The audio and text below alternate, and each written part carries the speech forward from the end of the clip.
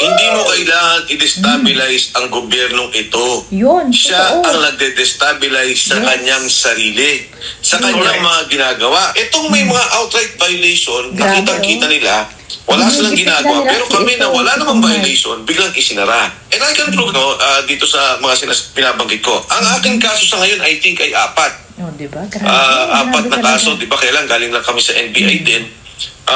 Meron mga i-file sa amin na ako ata mga 3 eh. Buti na lang Si matatapang Attorney naman Baligot ako at at handa yung sa 18 mangyayari Marines sa at kanila. kung umaapad ng 5, 6. Bakit nagagalit ang tao? Hanggang ngayon, wala silang nakikitang linaw kung sino talaga ang parurusahan. True. Ang masama, Wala ingang nangyayari. kung pinagtatakpan na nila ang mga tao, ang masama at lalo tigit na masama, kung si Bongbong Marcos pinagtatakpan ng kanyang sarili. Yes. Ayun. Kung siya ang mastermind at lumalabas itong mga katotohanan na hindi mapigil at Hindi patuloy na mapipigilan, nagsasalita ang mga lalabas at tao, lalabas yan. paano na? Mm. Nakikita ng tao tumataas ang presyo ng langis. Nakikita ng tao tumataas ang presyo ng bilihin. Umiiyak. Kailan lang nakita ko sa social True. media, Kawawa driver naman. umiiyak na. Trabaho Wala ang na kami sinasabi. pera, tulungan niyo po kami.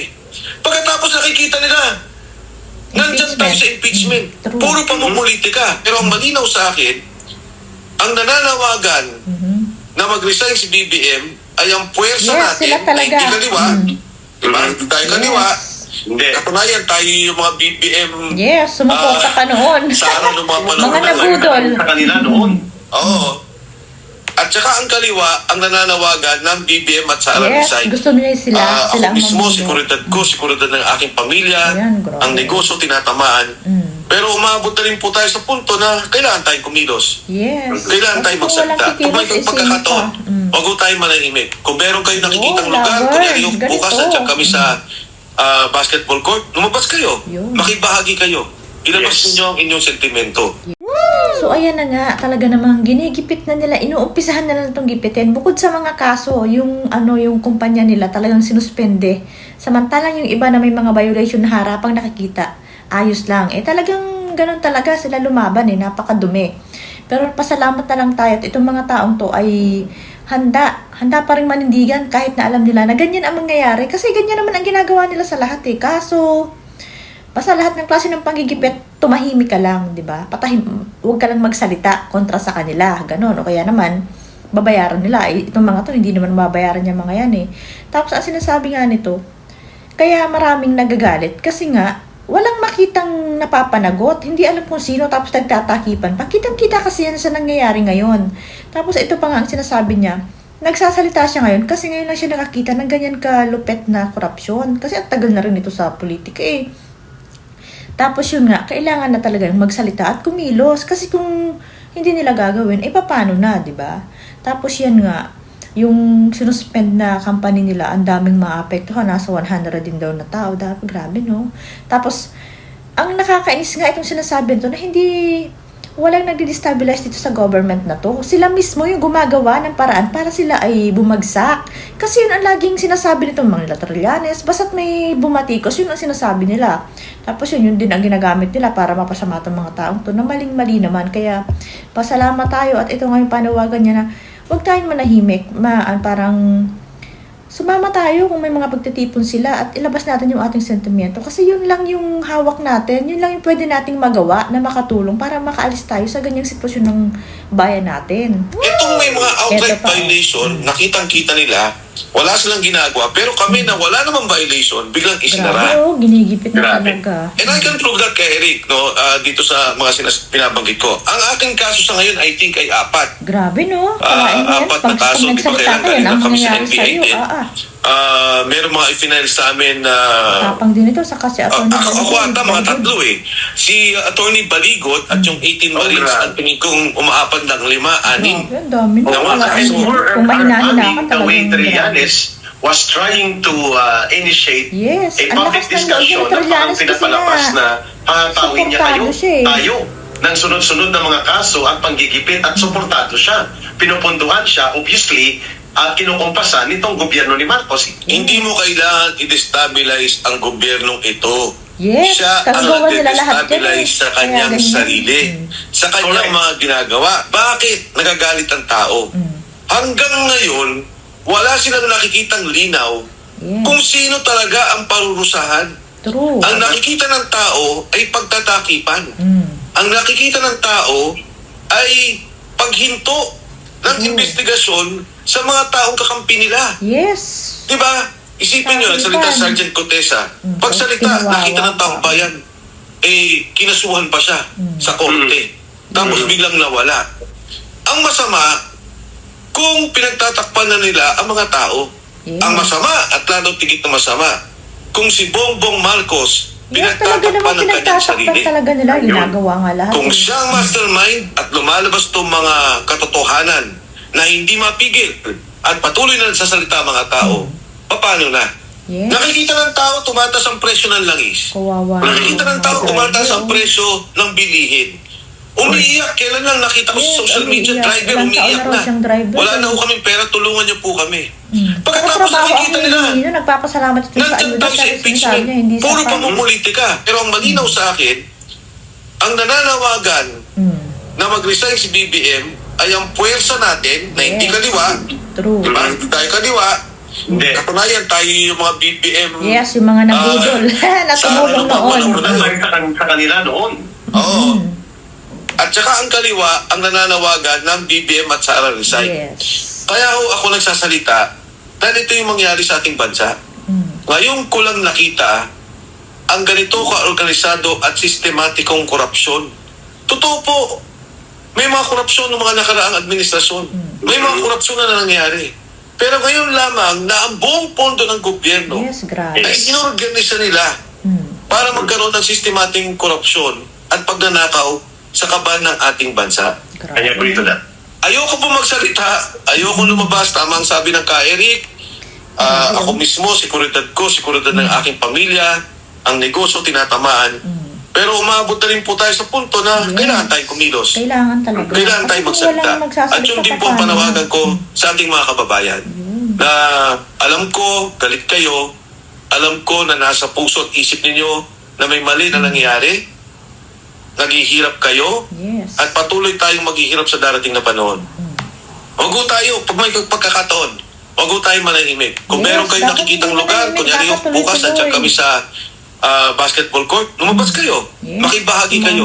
Ilabas Yes. ninyo ang inyong sentimento. Yes. Kung may pagkakataon na makakasama rin po kayo sa mga pagkilos, yan lang po ang hawak natin Yes, na kapangyarihan. totoo, diba? Ang Na galing tayo talaga ng magkaisa, tayo sumigaw, at tayo kumilos. At napatunayan na ng ating kasaysayan, EDSA 1, Yes. EDSA 2, ang mga maliliit, ang mga mahihirap, ang mga walang kapangyarihan, pag nagsama-sama, True. kayang Kaya yan. pabagsakin Kaya malapit na yan ngayon. ang mga malalakas na gobyerno, ang mga may hawak na armado na sektor, ang mga may pera. Dahil pag tayo nagsama-sama, nasa atin ang poder at nasa atin ang kapangyarihan. Ayan, grabe no, itong sinasabi nito ni Kung Mike. Sa bagay, expected na naman nila siguro na ganyan talaga ang mangyayari kasi ang dami na nilang ginipit. Kita nyo naman, sunod-sunod pati. Talagang matatapang lang talaga yung mga taong lumalaban at may paninindigan na hindi nila nabili. At hindi nila natakot. Akalain mo yan? Sabi ni Kung Mike na yung seguridad, pati yung seguridad ng pamilya niya, pati negosyo nila ay tinatamaan. Pero talagang umabot na siya sa punto na kailangan niya magsalita at kumilos. Kasi nga, wala sobra-sobra talaga yung ginagawa ng gobyernong ito. Kawawa naman ng mga taong naapektuhan doon sa kumpanya nila, Kung Mike, na dahil sa pakikipaglaban niya, ay ginipit din. Kasi halata mo naman yun, totoo naman yun, na talagang ginipit lang talaga dahil sa kanyang pagkasalita. Yun lang naman yun eh. Kasi nung hindi naman siya nagsasalita, wala naman eh, di ba? Kung sa matagal na panahon ay okay naman, bakit ngayon ay biglang ganyan? Halatang halata, di ba? Tapos yun nga, ang sinasabi ni, di ba, mga panakot nila nag-destabilize daw. Naku po, sila naman yung may kagagawa niyan. Hindi kailangang i-destabilize dahil sila mismo yung sumisira sa sarili nila. Yun ang totoo. Lahat na halos naman nagsasalta ay sinasabi yan. Tapos ito nga si Kung Mike, sabi niya, kaya siya nagsasalta kasi nga sobrang na yung nangyayari. Tapos, alam niya, nagalit na rin yung mga tao. Meron nga siyang video dito rin ba? Yung sinasabi niya na kahit saan sila pumunta, halimbawa yung mga nagrarally sila, yung mga pulis na nakabarikada doon, sinasabi nila, Kung Mike, Duterte din po kami. May magmubulong sa kanilang ganyan kahit nga daw sa NBI na nakikipagkwentuhan pa sa kanila. O, di ba? hindi lang talaga makapalag. Syempre, nasa serbisyo kayo pero ramdam na galit na talaga yung mga tao. Kaya sinasabi niya na, pag nagsama-sama or kung may mga activities na ganyan, makiisa kayo. Kasi nga para sa bayan naman itong ginagawa nila at saka malinaw sa kanila na sila talaga ang sumisigaw na mag-resign si Marcos Jr., hindi si BP Sara. Ang sumisigaw na mag-resign si BP Sara at si Marcos ay makakaliwa dahil ang gusto nga nila ay palitan nila na sila na lang daw ang aayos ng Pilipinas. Naku po, hindi naman nila kaya at saka ayaw naman sa kanila ng mga tao. Paano na, alam nyo, napaka-ambisyosa at ewan ko kung anong klaseng mga utak tong mga tao to na gusto sila ang mamuno. Hindi nga kayo manalo sa election kung hindi kayo magpa-party list O sana nag-senador man lang kayo, si Rizon Tiberos, yan na may questionable din yung pagkapanalo niya, nag-iinarte lang. Kita mo, pinagtatawanan lang kayo. Walang ka-ano-ano tong mga to. Walang kadala-dala na yung mga style nila ayun at yun pa rin na pinagtatawanan na i-flash na nga sila sa inodoro dahil sa mga ganong style nila. Sige pa rin yung ganong style. Ay nako. Hindi na kayo natuto. Diyos mio. Alam na ng mga tao yung ginagawa ninyo, lalo na pag malapit ng eleksyon. O diba? Iba-ibahin nyo naman. Kawawa naman tong mga nagsasalitang tao, no? Pasalamat talaga tayo at may mga tumatayo kahit na yung seguridad talaga nila, lahat ay maapektuhan, ay patuloy pa rin lumalaban para sa bayan, katulad nito ni Kong Mike.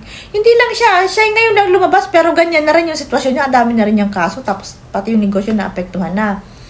Talagang delikado, katulad nila, si Atty. Balingog, ang delikado nun, sana may isama natin sila sa prayer natin, kasi kawawa naman din. Matatapang sila, pero syempre, tao lang din naman yung mga yan na naapektuhan, pero tuloy ang laban. Ay, grabe na. Kalain mo, nagsasalta ka lang, tuloy-tuloy na yung kaso mo. Sa bagay, madami talagang kaso kasi nga, may Dilima, nagkaso din. Si Anyo, nagkaso din. Sino pa ba? Si Trilliane, si Trililing. Basta yung mga nasa maleta, yung mga nabanggit dun sa 18 Marines, magkakaso daw sila. Siyempre, mga hindi naman aamin yan at saka magkukunwari yan na malilinis sila. Yun naman yun expected na rin yan. Pero yun nga, kung nakikita natin, katulad ng sinasabi ni Kong Mike, kung nakikita nyo kami, halimbawa nasa basketball court na kami nagpapahayag ng ganito, samahan nyo sila para, makisama tayo para